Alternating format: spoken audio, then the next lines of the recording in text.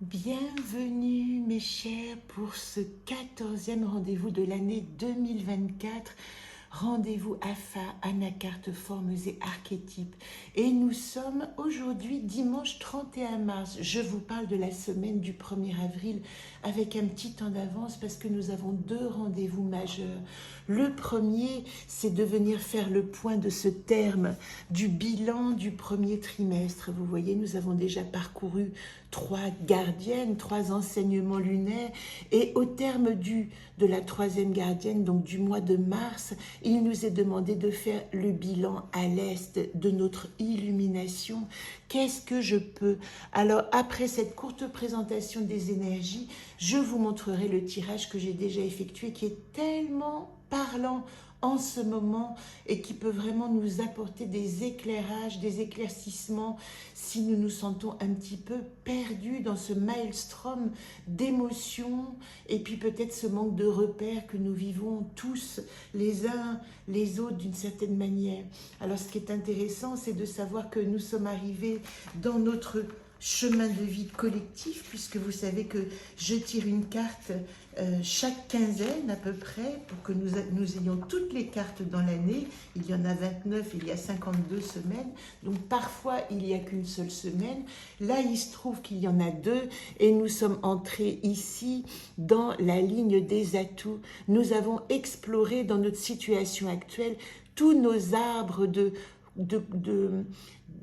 comment dire, de réalisation, d'entreprendre à se reposer. Je vous en ai parlé la semaine dernière.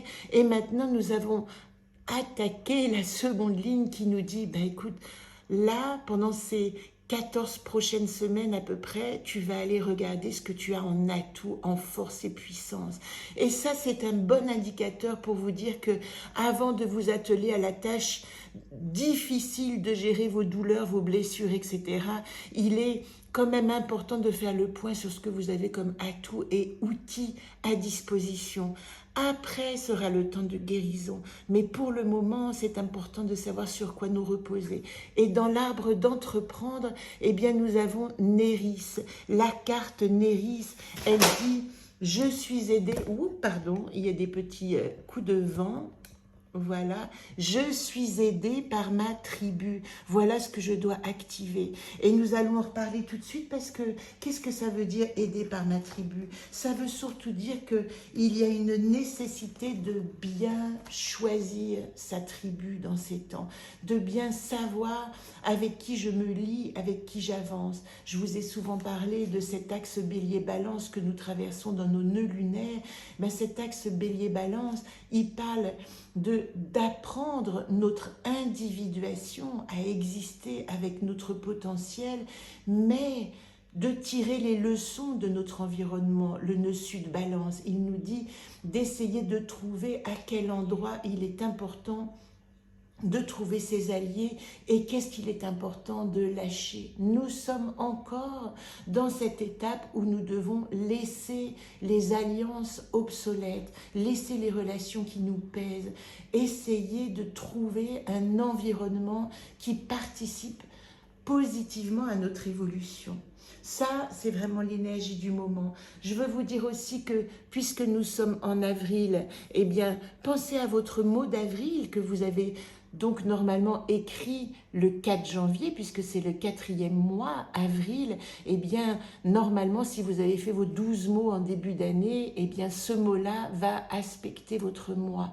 Et ici, collectivement, puisque je partage mon mot, il est question d'être.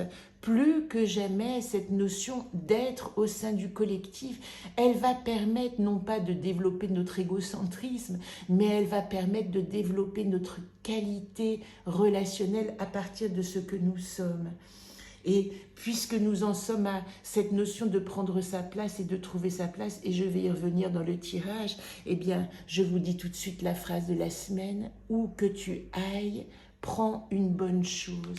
En ce moment, si vous êtes appelé à changer de lieu, à changer d'espace, etc., essayez d'activer votre observation de qu'est-ce qui est bon à l'endroit où vous vous trouvez. Parce que c'est ce qui va vous donner des nouvelles pistes, des nouvelles orientations. Voilà pour les énergies globales. Alors je ne peux pas ne pas vous parler de Pâques, de lundi de Pâques. Nous sommes dans ce dimanche qui termine la semaine sainte. Et Pâques, qu'est-ce que c'est symboliquement? Alors évidemment qu'on peut parler au niveau de la religion catholique, de la résurrection de Jésus, sorti du tombeau.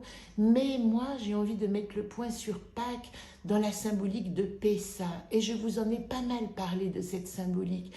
La semaine de Pâques, elle parle particulièrement de la sortie d'Égypte du peuple hébreu. Alors, qu'est-ce que ça veut dire? Cette sortie d'Égypte, en gros, pour vous raconter une histoire un peu mythologique, mais qui est tellement symbolique, c'est que Moïse, tout à coup, va s'instituer chef des Hébreux parce qu'il se sent appelé à sortir son peuple de l'esclavage et du joug.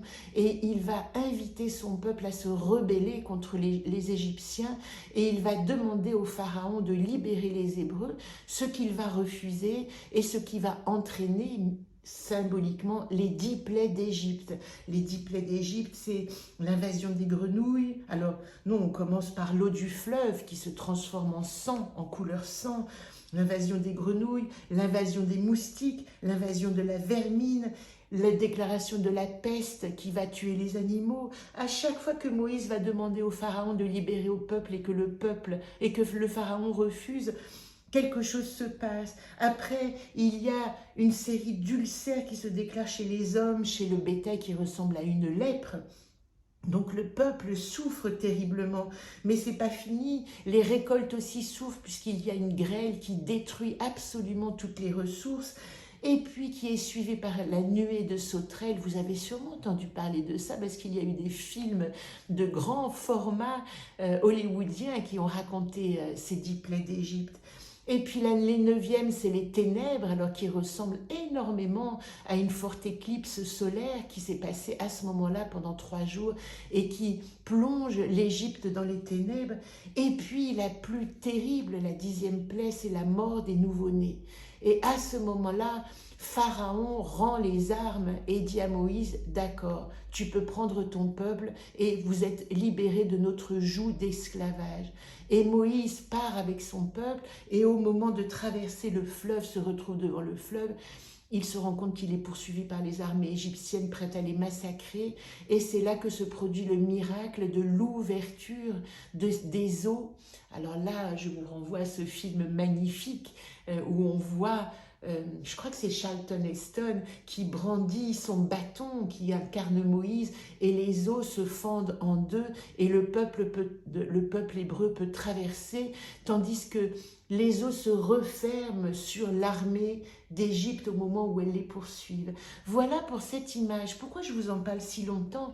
Parce qu'il est dit aussi que nous sommes à une époque 2500, 3000 ans après tous ces récits où nous retraversons les mêmes énergies. Et que symbolise l'Égypte? L'Égypte, elle va symboliser le poids, l'esclavage de l'ego et la libération du peuple d'Israël. Elle va symboliser la prise de conscience du soi, la prise de conscience supérieure. Tout à coup, la possibilité de se relier à plus grand que soi et d'activer sa conscience. Voilà ce que c'est la symbolique de Pâques. Alors, à ce moment-là, même si nous avons évidemment la beauté de la passion du Christ et de sa résurrection, nous avons aussi cette image de Pessa dans son étymologie qui dit « Je suis épargné si je vais rentrer dans la conscience, me relier à une spiritualité plus grande que moi, à comprendre que ces énergies qui sont tout autour, j'en fais partie, je suis un microcosme dans un macrocosme et je dois tenir compte de toutes ces énergies qui influencent l'évolution de l'humanité, l'évolution de notre planète, l'évolution de l'univers. Alors, en ce moment, c'est ce que nous vivons. Nous vivons une évolution énergétique majeure. Nous sommes secoués, certainement. Nous avons certainement des difficultés à comprendre ce qui nous arrive. Les anciens repères n'existe plus, aller de l'avant, c'est pas facile. Eh bien, la question à laquelle va répondre encore dans ce tirage, elle est exactement celle-là. Encore, quand on arrive donc au terme du premier trimestre, elle nous pose la question avec cette carte initiale, vous voyez encore, ce que je ne peux pas me montre aussi ce que je peux. Je vais apprendre en ce moment de ce que je ne peux pas. Et c'est de là que je veux faire mon bilan, ma possibilité d'évaluer mes potentialités dans ce cycle. Et si je vous montre le chemin de vie du jeu Solune, vous voyez, eh bien nous sommes arrivés dans cette ligne de situation actuelle ici, dans l'arbre de se reposer, encore ce que je peux, bilan de l'Est. Voilà de quoi nous parlons. Alors les cartes que j'ai tirées, vous voyez, il n'y en a plus que 4 et je vais tout de suite vous expliquer pourquoi. Elles sont extrêmement parlantes. La première carte que j'ai tirée en situation actuelle, comment je fais mon bilan, eh bien, c'est une carte très particulière, comme encore qui est sortie, et je dis très particulière parce qu'elle est hors alphabet. Donc elle est hors ce A à Z, et les cartes hors alphabet dans le jeu Anacarte, elles demandent un éclaircissement. Quand on tire encore ce que je ne peux pas, on va être obligé d'aller chercher qu'est-ce que je ne peux pas. Eh bien ici, en situation actuelle, la première réalité dont on doit prendre conscience, c'est que je ne veux pas. Voilà ce qui me situe pour le moment dans les limites de mon potentiel, c'est ma volonté. Oui, il y a des choses que je ne veux plus. Alors, later correspond au bilan du deuxième trimestre, dans la roue Solune, il arrive ici, vous voyez, et on le voit ici, non. Mais ici, en situation actuelle, qu'est-ce qu'il nous dit? Je dois diriger ma volonté, ma conscience vers ce que je ne veux plus ou ce que je veux. Avec later, je me défais de ce que je ne veux pas pour reconnaître et vivre pleinement tout ce que je veux. Et vous voyez à quel point c'est un bilan énergétique que nous demande cette pleine lune et la nouvelle lune qui est là. On va dire la plus forte lune de transformation de l'année, parce que c'est une lune à éclipse solaire qui arrive dans la 4e gardienne qui nous demande d'aller voir au-delà de la fissure de l'univers. Eh bien, qu'est-ce qu'elle veut dire? Quand j'ai tiré une carte au sud de Later, elle dit « Je ne veux plus des secrets, des non-dits, des limitations de mes ombres, des choses que je ne me révèle pas. » Voilà en situation actuelle ce que nous avons dans notre évaluation de potentiel, c'est je dois comprendre ce que je ne veux pas et pour ça je dois aller fouiller au plus profond de mes secrets et de nos ombres. Alors je précise, puisque je suis encore sur l'île de la Réunion, que le 8 avril, jour de nouvelle lune, je propose un atelier chez Sandrine Kenjama à Saint-Leu qui parlera de cette nouvelle lune et nous ferons la méditation de la gardienne de la fissure de l'univers que vous avez en playlist et qui nous invite à aller chercher très loin, hors de nous, au-delà dans les énergies, des réponses à cette nécessité d'activation de volonté. Alors la bonne nouvelle, on va dire, c'est qu'en atout, nous avons Bosem, l'enfant intérieur. Ça veut dire que en ce moment, l'univers nous dit, oui, tu es limité, il y a des choses que tu ne peux pas parce que tu ne veux pas. Et pourquoi tu ne veux pas? Parce que ton âme te parle. L'enfant intérieur a voix au chapitre. Avec Bosem, je découvre que l'amour de soi est la voie pour apprendre l'amour de tout. Mais Bosem, qu'est-ce qu'elle nous dit particulièrement? Elle nous dit, la vérité de mon être est caché, est au sein de mon enfant intérieur. Et en ce moment, plus que jamais, si je veux traverser ce champ de mine des impossibles, des choses que nous n'arrivons pas à réaliser, nous devons nous relier à notre enfant intérieur, faire un travail autour de cet enfant intérieur qui nous permet d'entendre notre âme. Alors, qu'est-ce que nous avons en 3e place, qui est la place de la vraie question du nœud du problème? Et étrangement, j'ai tiré la 3e carte hors alphabet qui s'appelle dans le jeu Solune, elle s'appelle Blanque. Ici, moi, je l'ai renommée Solune parce qu'elle représente en fait dans la roue le centre.